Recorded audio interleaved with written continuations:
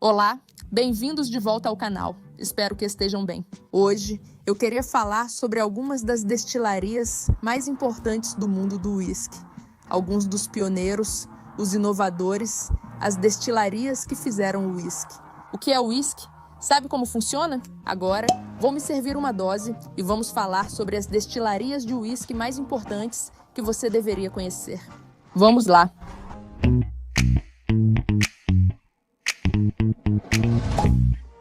Essas duas primeiras vão ser algumas das pioneiras do uísque. E eu quero começar na Escócia com a Glenlivet. Quero dizer, hoje é um dos nomes mais famosos do uísque escocês. Mas, nos anos 1800, era o símbolo de algo muito maior, que foi a transição da destilação ilegal para a produção legal de uísque escocês. Ao fundar a Glenlivet, em 1824, George Smith foi um dos primeiros a obter licença sob a nova lei de impostos. Na época, quase todo o uísque era feito ilegalmente nas terras altas. O estilo da Glenlivet, que era leve, floral e acessível, meio que se tornou o modelo para o uísque de Speyside. Isso meio que ajudou a definir o que o uísque de Speyside viria a ser. Até os rivais quiseram usar o nome por décadas. Alguns queriam usar Glenlivet nos nomes. Por isso, há nomes hyphenizados como Macallan Glenlivet em garrafas antigas. Glenlivet definitivamente é uma grande parte do momento em que o uísque escocês se tornou legítimo. Outra destilaria que também é muito pioneira, mas do lado americano, é a destilaria Buffalo Trace. Eles afirmam ser a destilaria em operação contínua mais antiga dos Estados Unidos da América, incluindo a época da Lei Seca. A maioria das destilarias fechou nos anos 1920, mas a Buffalo Trace seguiu produzindo uísque medicinal com licença do governo. Mas muito além dessa sobrevivência, a Buffalo Trace continua sendo, sem dúvida, um centro de inovação. Eles produzem a linha moderna Weller e destilam os uísques Van Winkle. Eles produziram o primeiro Bourbon Single Barrel disponível comercialmente, que é o Blanton's. Eles também foram pioneiros em experimentos de armazém, como o Warehouse Chase. No geral, eles são definitivamente pioneiros do uísque e bourbon americano de várias maneiras. Certo, essas próximas duas destilarias são grandes nomes no mundo do artesanato e da inovação. Vou começar com a Springbank agora. Você pode ter qualquer opinião sobre a Springbank, mas é inegável o incrível trabalho artesanal e habilidade deles, caso não soubesse. Springbank fica em Campbelltown, que já foi chamada de capital mundial do uísque. Mas agora restam pouquíssimas destilarias, e a Springbank se tornou quase mítica. Posso dizer que é uma das últimas destilarias na Escócia a fazer quase tudo manualmente? Maltagem no chão, aquecimento direto dos alambiques e engarrafamento no local. Em um mundo de automação, Springbank é como uma pequena cápsula do tempo. Definitivamente tem um grupo de fãs fiéis. E parte disso é com certeza puro hype. Mas com certeza há elementos de verdade e boas razões nessa obsessão também. Se faz sentido, eles realmente produzem um uísque excelente. O outro destaca criatividade e inovação. Direi Nikka, mas especialmente Yoichi. Essa história começou com Masataka Takatsuru, que em 1918 viajou do Japão para a Escócia. Ele estudou química em Glasgow, depois fez estágio em algumas destilarias e levou esse conhecimento de volta para o Japão. Fez algumas coisas lá, mas depois fundou a Nikka. Yoichi foi construída em 1934 na Ilha do Norte, Hokkaido, que foi escolhida porque lembrava muito a Escócia. Havia água limpa, turfa disponível e clima frio. Takatsuru até insistiu em usar alambiques a carvão para manter tudo o mais parecido possível. Nikka, mas também Suntory, abreviando, lançaram as bases para a ascensão global do uísque japonês. Sem Takatsuru e Nikka, o uísque japonês definitivamente não seria o que é hoje. Como conhecemos, esses próximos dois vão ser influências modernas do uísque mundial. E eu quero começar com Kavalan, claro, em Taiwan. Acabei de perceber que ainda não provei esse aqui. Provavelmente, fiquei balançando ele para todo lado e já consigo prever os comentários. De qualquer forma, saúde, tá bom? Voltando a Kavalan, lá em 2005, quando a Kavalan abriu em Taiwan, o uísque mundial não era nem de longe tão popular quanto é hoje em dia.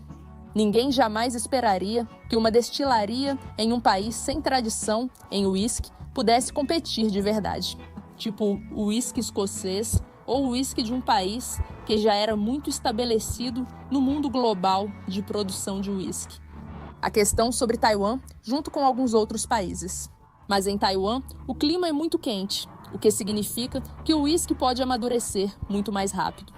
Um uísque taiwanês de 6 anos pode ter a riqueza e complexidade de um escocês de 15 a 18 anos. Quando o Cavalan Solist, vinho barrique, ganhou o prêmio de melhor single malt no World Whisky Awards em 2015, foi um momento meio revolucionário, porque mostrou ao mundo que um whisky mundial, que não foi feito na Escócia, é capaz de ganhar o prêmio de melhor single malt do mundo. De repente, o whisky mundial deixou de ser só uma curiosidade e passou a competir no mais alto nível. Acho isso realmente adorável. Amrut é o próximo nessa categoria e é bem parecido. Amrut ajudou a reescrever as regras sobre o whisky indiano. Até o início dos anos 2000, o whisky indiano era tecnicamente mais parecido com um rum. Era feito da destilação de melaço, mas Amrut criou o primeiro single malt da Índia, que teve ótimo desempenho.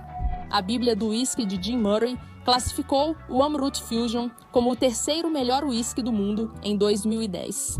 Assim como Cavalan, Amrut mostrou que um ótimo whisky pode vir de fora da Escócia, Irlanda ou dos Estados Unidos. Hoje, a Índia é o maior mercado de whisky do mundo e abriga muitos single malts respeitados. Essas duas últimas destilarias, para ser justa, não posso dizer que não fui avisada que isso aconteceria.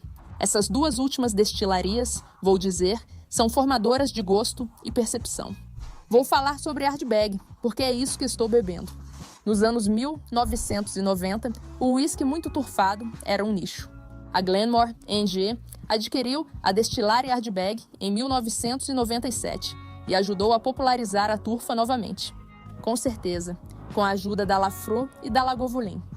Eles construíram essa comunidade de fanáticos, chamada Comitê Ardbeg, e realmente ajudaram a transformar o whisky turfado em um fenômeno global.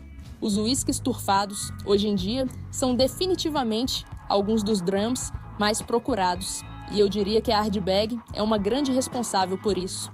Eu recomendaria esse. Aliás, o Ijadail é um whisky absolutamente fantástico se você gosta de algo defumado, mas só se você realmente gosta de algo defumado.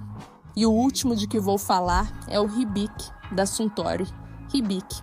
Eu acho que a Suntory realmente deu ao whisky japonês sua arte luxuosa e um nome de prestígio mundialmente.